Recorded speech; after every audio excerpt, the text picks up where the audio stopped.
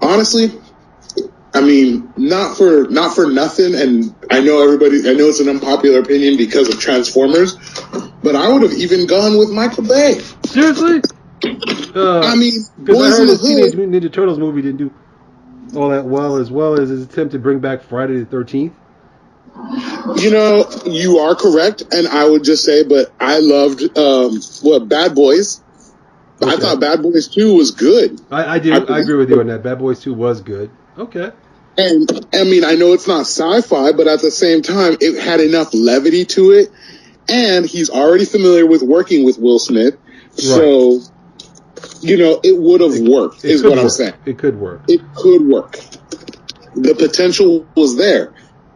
What we got instead was, honestly, a train wreck. We could call it.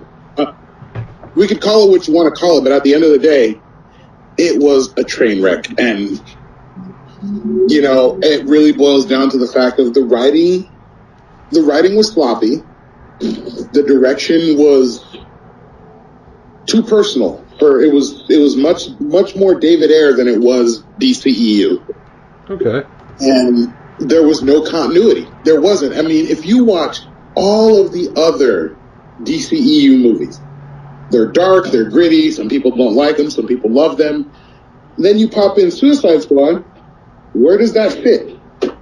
I mean, timeline-wise, that's one question, but then the second question is, where does it fit? It's not consistent with the rest of the DCEU. And unlike something like, you know, God, what is the MCU? Guardians of the Galaxy, where they're going off of an 80s riff, and that's the whole tempo of the movie. In the Suicide Squad movie, there's nothing to play off of why does it look this way. It just simply is because it is. Okay. Let's see here. Okay, so we covered that. Couple of honorable mentions I would go with. I haven't got the names of the directors of their film. Was a movie called Pitch Black. I'm sure you probably heard of that. It's by Vin Diesel, actor Vin Diesel. I don't know if you thought that was a good movie, and if the director from that movie would have been good for a Suicide Squad movie. But since that deals with sci-fi, that's why I mentioned it. Actually, now that you mention it, I did not even think about that. But yes, in fact, whoever the writing team and the writer on Pitch Black, I think that was Vin Diesel. I know he played in it, but I'm not sure who directed that movie. I'm not sure if he played a role. I would have to go and fact check that. But even the writing team, if you remember not the first Pitch Black, God, which one? I can't remember which one. I've seen all of them. But that would have fit as a Suicide Squad movie. A group of people who are essentially criminals and mercenaries and generally not great people trying to accomplish a mission and get along enough to accomplish said mission. That would have worked. The writing team in the direction of that, it's basically reskinning for DCEU. But, no, we got what we got. Okay. I got the director's name for Pitch Black. His name is David Tuwadi. I'm having a hard time pronouncing the last name. But, yeah, I agree with you. I enjoyed that movie, Pitch Black, and the director, I think, did a decent job. He probably would have been a good choice for that movie, Suicide Squad. Here's top three. Those three are my top three to fix this movie. If we were going to attempt to remake and fix it, those are the top three. Okay, one more honorable mention. A movie called Elysium, starred Matt Damon. Did see that one. Okay. Could have went with that. It just barely passed with Rotten Tomatoes. It got like a 60% or something like that. But right. Okay. Doesn't have to be this apocalyptic world-ending event with the enchantress and magic and showing Harley Quinn a perfect life where the Joker isn't the Joker and she isn't Harley Quinn. It's just this thing where the Joker is going to do something very nasty and the government is thinking we are going to step up because, damn it, we're not relying on vigilantes and superpowered demigods to solve all our problems for us. We're the U.S. government, damn it. But do you think that the Joker can elevate to such a level that you would need a team like Suicide Squad to deal with it? I mean, this guy gets regularly defeated by one Caped Crusader. Just one. And sometimes you might bring in a couple of children, but a whole Task Force X that would include characters like Enchantress, which is like a godlike figure. No disrespect. I mean, we don't need the Enchantress in a revised version of it. I'm saying remove her and her zombie squad completely and say that, yes, I do believe the Joker has it within him, and only because I think that we've been, I don't want to say spoiled, but brainwashed. That's not even the right word there, but we have been led to think that the Joker is this lone wolf. I work alone.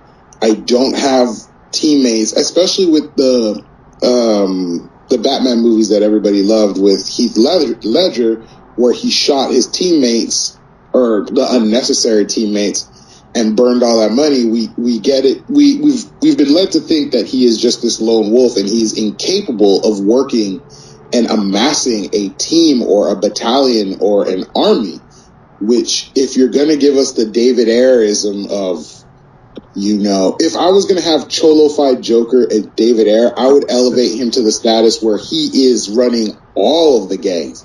He is the head of MS-13, that kind of thing, where he has galvanized all of the cartels, everybody, into this massive force that he is going to use as an army all on his own. Now we've got a show. Okay. When you said that, I was thinking of a cartoon version I saw where Task Force X was deployed somewhere in Gotham City, and they were constantly running into Batman. Although I don't think Joker was the main reason why they were in Gotham City. I don't know if it was a dirty bomb or something like that. I forgot now. I forgot even the title of that cartoon, but that's what it reminded me of what you were telling me. What you said sounded pretty good. Task Force X versus Joker. Although I would never think that Joker would elevate to such a threat level that it require a team like Task Force X. The only thing I would say is that you would limit your staff.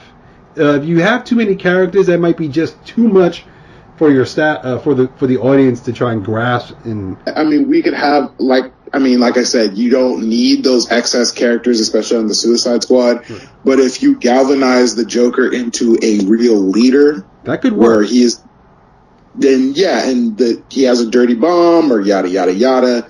And at the same time, you put in the whole dynamic of Harley Quinn is working with the Suicide Squad, but at the same time, that's the Joker's main woman, and, she is kind of working with them because she has to, but at the same time, she's trying to get back to Mr. J. And you can throw that whole dynamic point. They use her to get at the Joker because Task Force X thinks that she's his weakness. That's a great that's a great idea right there. And how the Task Force X works from within through manipulation. I like that. That's pretty good. See, that's the kind of stuff that I would say that we need, that we would need in a Suicide Squad remake. I mean, we could even leave David Ayer in something like that, but we need to get rid of, honestly, the main problem, the main issue that I take with the Suicide Squad movie is the Enchantress and the zombies. Right. I don't think I would need to change much, but I would open it up with Amanda Waller confronting Batman and making it so that we know the reason why Batman is not involved. You could even make that the reason he's not involved in the movie, because realistically we don't know why he didn't get more involved in this. But the reason he's not involved is because Amanda Waller straight up tells him, if you're not with me, you're against me. And if I see you out there, if I know you're out there, I will get them on you too. So now Batman is between a rock and a hard place, because she's like, I know who you are. And if I know who you are, that means I can release that information.